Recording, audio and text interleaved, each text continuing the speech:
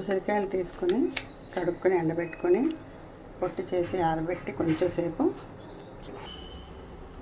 తర్వాత నూపప్పు స్టవ్ మీద పెట్టి వేయించుకొని పక్కకి తీసుకుని ఒక చెంచాడు ఆయిల్ వేసి అందులో మామూలు మినపప్పు వేసుకోవడం చెంచాడు, ధనియాలు ఒక చెంచాడు, మెంతులు ఒక అర స్పూన్ మిరియాలు, ఒక అర స్పూన్ జీలకర్ర,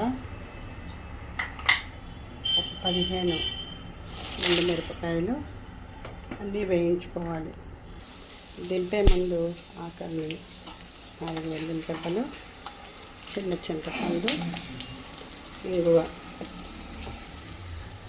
వేసి కలిపి పెట్టుకొని మిక్సీ చేసుకోవాలి. స్టవ్లో తీసిన తర్వాత ఉసిరికాయ పొడిని కొంచెం నూనె వేసి వేయించుకోవాలి. ఇందులో కొద్దిగా సాల్ట్ వేసి మనకు సరిపడినంత సాల్ట్, పొడికి సరిపడినంత సాల్ట్ వేసుకోవాలి,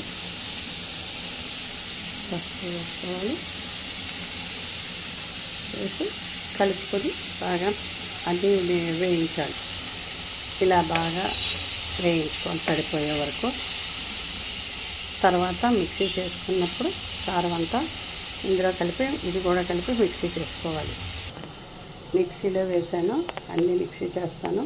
మధ్యలో మిక్సీ చేసేటప్పుడు ఈ నువ్వులు కూడా ఇందులో కలిపి మిక్సీ చేసేసుకోవాలి. ఇలాగా మిక్సీ చేసుకొని పొడి పొడిగా కాసేపు ఆరబెట్టుకొని రోజు అన్నంలో తింటే చాలా బాగుంటుంది.